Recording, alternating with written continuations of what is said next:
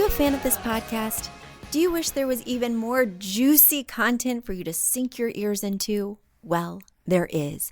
You can become a premium member of this podcast for $5.99 a month and get full access to an archive of over 50 bonus episodes. Additionally, we release a bonus episode every single month. That's a ton of extra content, including my personal interior design diaries, extra tips, my talking about trends, and so much more. Additionally, you'll be keeping us on the airwaves each and every week because your premium membership money goes directly back to making this podcast amazing. Check us out at affordableinteriordesign.com. Click on podcast to learn more and to become a premium member today.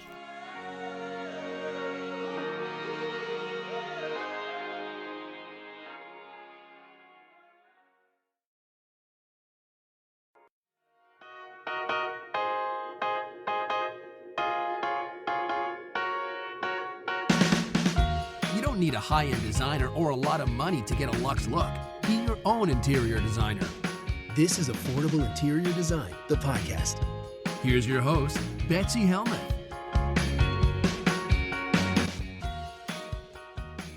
Hi there. It's great to be back with you again this week. I am joined this week by a very special guest, someone you guys may know from listening to previous episodes. Paulina, welcome back to the podcast.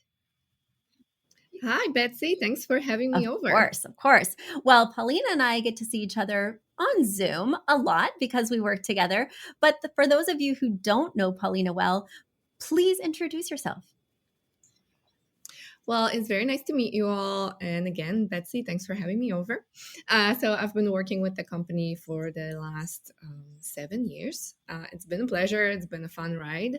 I've been doing interior design for a little bit over 10 years. I studied interior architecture and interior design in New York City. I've done it all. I worked for bunch of architectural firms. I did mostly architectural interior design. I worked for tile stores. I did kitchens and baths. I did top to bottom renovations, working for myself with my own clients. And now we're here.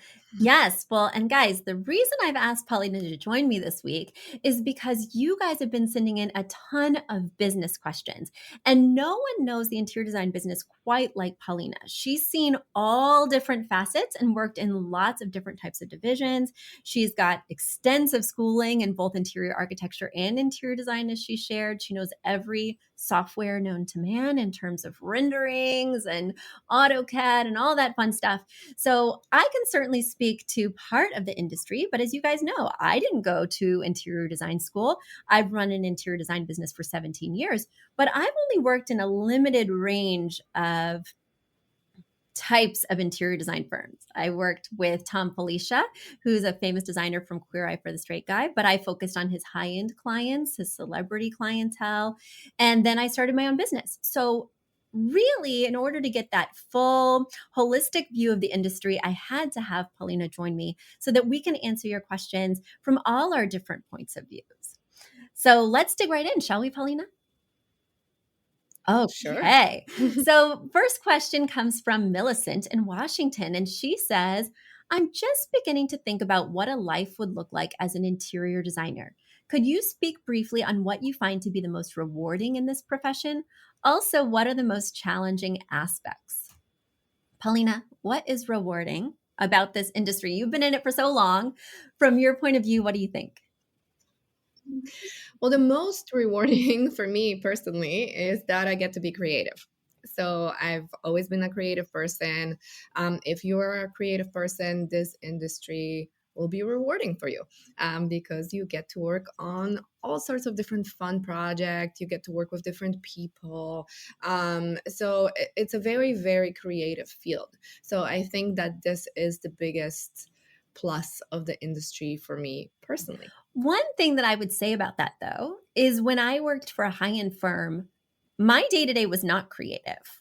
Like the senior designer, Tom Felicia, and his senior staff got to be super creative. They got to actually choose the rugs and choose the paint colors. And I was pretty much just there to run and get them samples, to drive them to the showroom. So I found that as a junior designer, I was actually an apprentice at that time.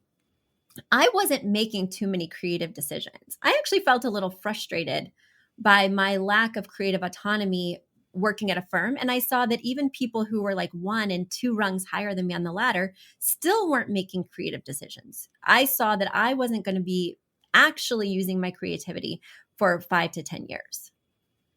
Is that your experience, Mm. or were you immediately able to use your creativity in some other, Right. I think it just depends on the firm you're working with. Sometimes I think that happens quite often if you work for a larger company or a larger firm, that you know, you're on the bottom and you're not making a lot of decisions. But maybe this is just a choice that you make as a designer. Do you work for a larger firm or do you work for a smaller firm? Because working for a smaller firm will quite often allow you to have more freedom in making choices. If the company is hiring you, is trusting your creative vision and your choices, you will be given, freedom of picking those tiles and, creating things.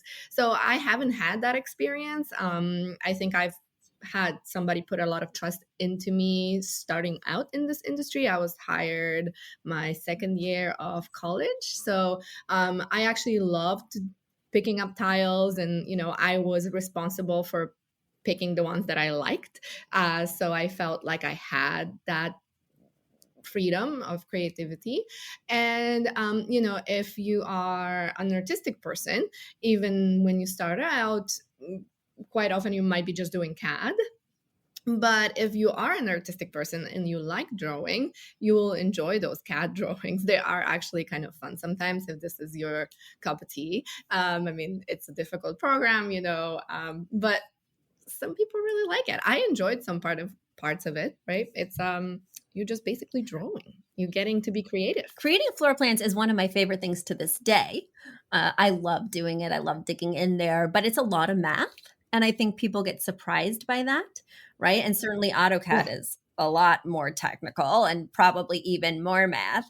But I do think that can be one of the fun, for me, surprises of interior design is that I use a lot of creativity, but I use almost as much sort of analysis and math. And it's the combination of two that keeps me interested. I think if it was purely creative, I may have gotten bored a little bit sooner, but I do have these geometric challenges. What actually fits the space?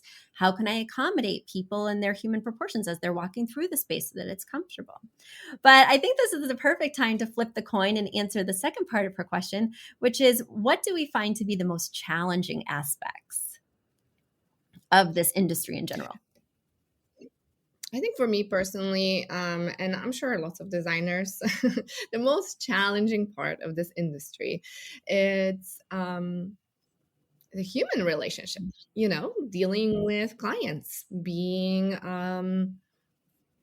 somebody that builds that relationship with the client, and quite often you're their therapist and you're their person to go to. So it can be challenging, like any industry that deals with people. We're just people. So so that is definitely the most challenging part. And also I would say, well, nowadays we have some supply chain issues. So that is a very difficult part of our industry right now. Yeah, I would say right now that's my number one pain point is, the things I really want to recommend for the clients, the things I really think are perfect are not available until December or in some cases February. And it's so Absolutely. disheartening because I have to recommend things that maybe I'm not as excited about because they're in a hurry. Like I remember I was working for this client here in Westchester designing this beautiful basement for her grandkids so they could come over and play and be comfortable, so her husband could have like an area to jam out and have his music. And I knew the couch was going to be a super important element. Grandma's going to be sitting there snuggling and reading to the kids. Her husband's going to be there with his guitar. And all the sofas that I wanted to recommend that would fit down her very limited staircase we're going to have huge weights. And she's like, Betsy, I want to play with my kids this summer. Right now, I want grandkids in the basement. We had to go with an IKEA sofa. Now, IKEA has like 2 sofas I like. And unfortunately, none of those were going to work for her space. So we had to pick a sofa I was not familiar with, and we got IKEA'd, if you know what I mean. So I think the supply chain has been so debilitating. And for me, I think the most challenging aspect is that this industry is subjective. So I create this beautiful design that I think is perfect and totally aligns with the inspiration images that they showed me. I feel so secure and so excited to present. And then they're like, Betsy, I don't like this. Now, luckily, that happens very rarely because we have a robust questionnaire that we have them fill out, and we really want to make sure we're on the same page. But I can't convince them to like something they don't. And certainly I can give my insights as to why I selected the items, and I can present in a very mindful way so that they're hearing my explanations. But at the end of the day, if they hate that piece of art, if it reminds them of some piece of art that somebody had that they hated and now they're going to have it, I can't convince them to spend $600 on it. And I don't want to. I don't want anybody having something they hate. So there's not a right or wrong, but you can feel so right and be so wrong. And sometimes that's just a dagger in the heart when you work really hard and you think you've got it in the bag. And now it's time for a quick commercial break. Do you love this podcast? Do you wish you could learn even more? Well, we have an online class bundle. Our online class bundle is comprised of 3 online classes: beautifying your home for less, styling your home, and the fundamentals of feng shui. Each one of those 3 classes is between 30 and 45 minutes long and chock filled with visuals and tips, things that will help you to style your own space or help out with other spaces. Additionally, with the pack of 3 classes, you get an autographed copy of my book, Affordable Interior Design. You get all of that for only $99. Once again, that's the 3 online classes as well as the book for only $99. You just go to affordableinteriordesign.com/classes. Once again, affordableinteriordesign.com/classes to buy your bundle today. And if one of those classes sounded intriguing, but maybe you already have my book or some of the other topics are not of interest, you can buy the classes individually at that site as well. Each class is $40. So head over to affordableinteriordesign.com/classes to get your bundle or your online class today. Well, let's move to our next question. Paulina, you want to take this one away? Of course. Our next question is from Wendy. When working with clients, how do you work on boundaries? I have had a few run-ins with clients where they would text me and expect prompt responses. Is it better to just charge them more when that happens? You want to start this one off, Paulina? Sure. That's a loaded question. So creating boundaries, it's big. It's a very big thing in interior design, right? I don't know if I know the answer I've to got the this answer, Paulina. one. You know I that. feel like I do. I don't. Yeah, you do. I think if this is something that is outside of the scope of work that you have agreed on with your clients, you should absolutely charge more. But if this is something that is within the scope of work that you have discussed with the client, then you wouldn't charge more. So maybe the answer to this is creating boundaries from the start, making a plan, having something that you both agree to, how many follow-ups you're doing, maybe you just responding to emails and not giving them your phone number, right? So you're not always there. I mean, you want to be responsive, but they also need to give you some time to get back to them with the proper answer. So maybe just creating those boundaries from the start would be my answer. Well, and I could not agree more. It's all about that initial expectation and agreement. So when your client calls you, when they say, I want to contract you for this project, I'm so excited to work with you, you have to make sure that their expectations are in check. This is how our process works. This is how I'm going to be working with you. If you need more than that, if we need to go back and forth, this is what that looks like. Because as we discussed in our previous question, this is a subjective industry. You're going to have people who circle back. And so you need to have a process in place that's been clearly agreed upon. So that way you can say, per my original email, that means that this is extra time. Per my original email, we have this follow-up call included. I can't wait to revise this with you. So just always going back to what you initially agreed upon. So that way everyone's on the same page. And it's really important to get those agreements, whatever that scope of work that Paulina referred to looks like. It's so important to have that in writing, because your clients are very overwhelmed by this process. This might be very new for them, and they might forget what you discussed during your initial consultation or your initial phone call. But when you have it in writing, you always have something to refer back to. And then they always have something to refer back to. When they get kind of stuck in the middle or what happens next in this process, they can just go back to that email and it's all spelled out. So, Wendy, I think as long as you set everything up from the start, you'll have a really good client relationship, even when things get rocky. Let's move to our next question, which comes from Sarah Lou. Sarah Lou is writing all the way from Bangor, Maine. She writes, when you plan reveal calls with your clients, how do you phrase or deliver the material to better help yourself get them in on your vision? I have on occasion had trouble explaining what my vision was to the client. This has led to some communication issues. So Sarah Lou is referring to that fact after you've met with the client, after you've decided what the plan is, what the layout will be, then you've selected all the items and it's presentation day. You're going to be showing your clients all the items you found for them. You're going to be showing them that beautiful mood board, that floor plan. How do you express all the creative ideas you've had in your head? How do you get them on board with your vision, Paulina? You got any advice? Yeah. Well, I think the most important part of it is not to send them the presentation before you get the chance to explain your choices. So getting them on video, getting them on Zoom, right? Getting them on whatever platform you want to get them, if you want to see them in person or whatever it may be. But I think you have to explain your choices to your client while showing them the presentation. So they don't get the presentation and they just say, oh, I don't like this because I don't get it. I don't understand why you picked this sofa. I don't understand how this color relates to another color. So getting them on that call and explaining your process of thinking is very important.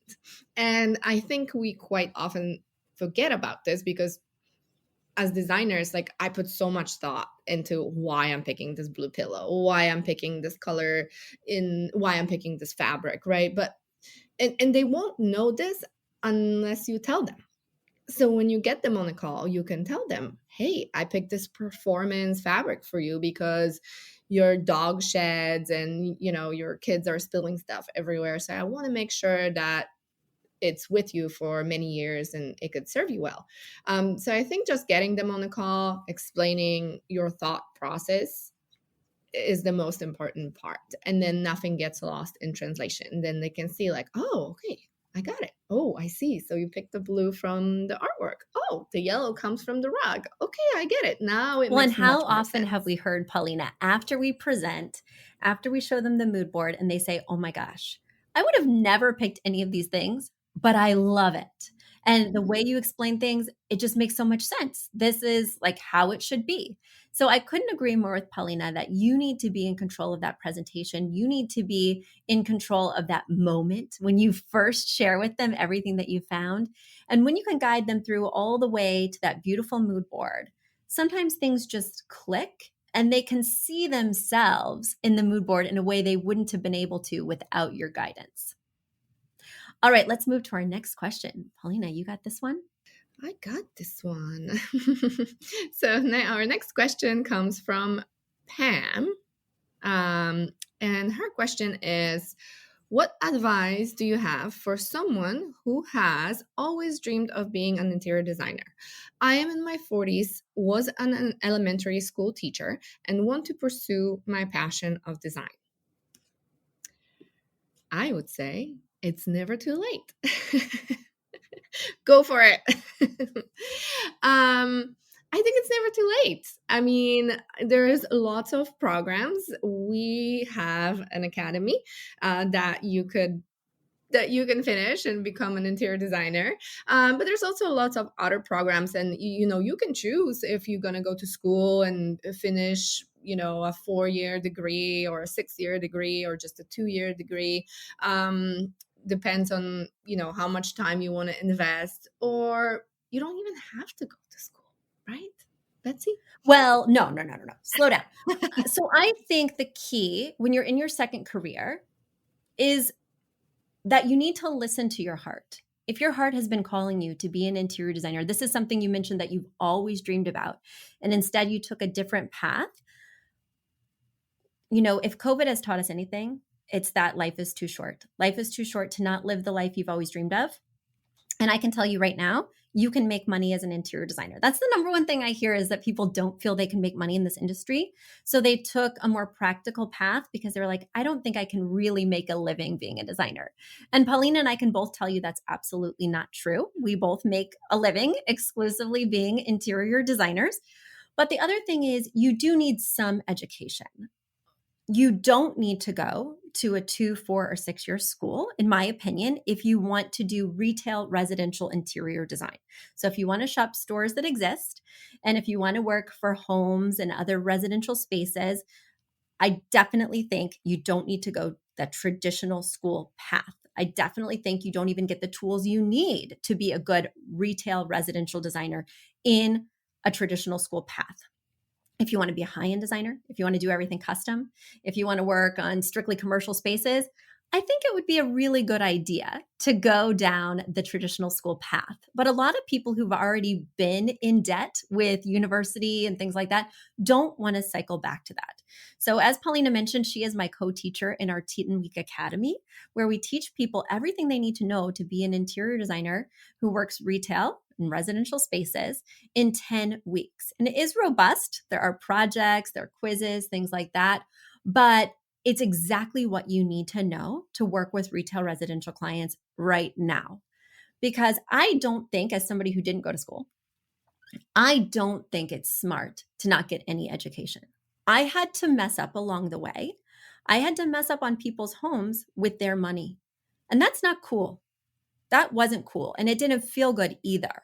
And it certainly compromised my referrals when I'd say, oopsie daisy. And then, of course, I'd make it right for them, which means I'm basically paying back to cover the shipping charge or the return charge, not only my time in planning those returns, but also actual money. Here's the shipping for the $300 shipping fee for the couch that doesn't work in your space. And so not only did I lose a ton of money, I lost a ton of good faith and referrals. And so I learned quickly from the School of Hard Knocks. I would take my fellow interns out for dinner and I would show them my design plans and say, tell me what I did wrong. Tell me how I can work this out. I held my design friends hostage because I would drive them. They didn't drive. So I could drive them to their locations in the Hamptons and on the Jersey Shore, and they would pay me to drive them. But I'd say, you know what? Don't pay me. I'm going to talk your ear off during this whole drive so you can teach me everything I need to know to design for this client, because I don't want to mess up. Is that the way to go? Absolutely not. Having a little bit of education and applying that to clients would have given me so much more confidence, so much faster, and I'd be so much further along than I am today. So I just want to share with you that I do think some education is necessary. I do not think formal education is necessary.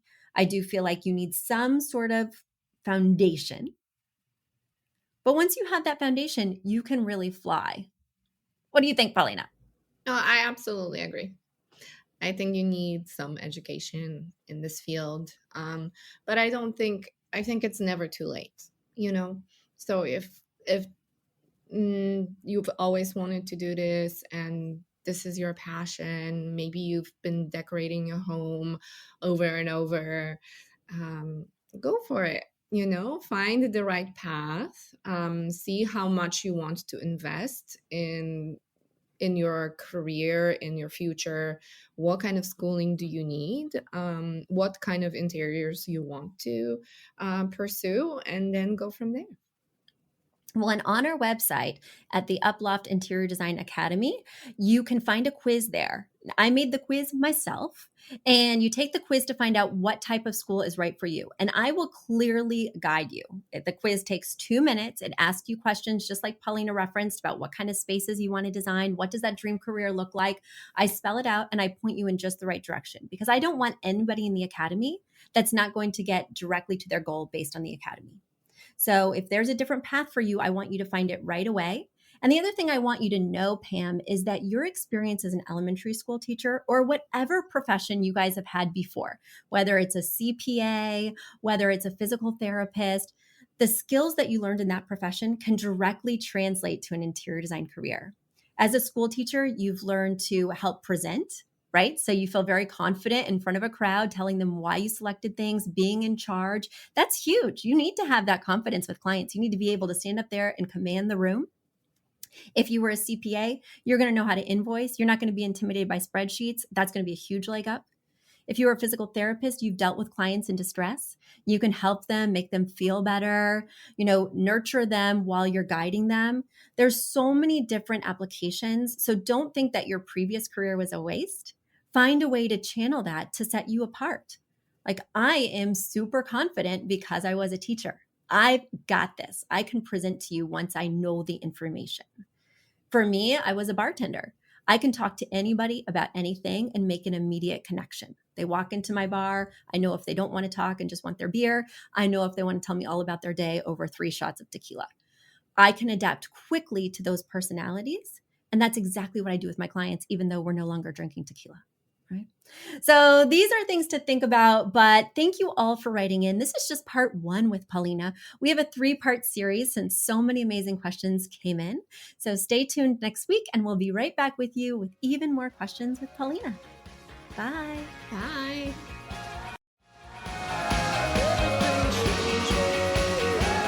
You've asked for it and we have answered the call. For years, you've been saying, Betsy, you're talking about all these great design concepts, but we can't visualize them. You're describing the picture that the listener sent in of their problem, and we wish we could see that picture too. After all, a picture is worth 1,000 words, and I do my best to describe them, but there's nothing like seeing it for yourself. And that's why Affordable Interior Design, the podcast, now has a YouTube channel. Not only do we have a YouTube channel where you could see recordings and clips of these podcast episodes, we also have an Instagram, a Facebook, and so many other exciting things. You should check it out. Head over to affordableinteriordesign.com/links. Once again, affordableinteriordesign.com/LINKS. links. And when you go there, you will see links to our YouTube page, our Instagram page, our Facebook page, and more. Please check it out, follow and subscribe so you can see everything I'm talking about.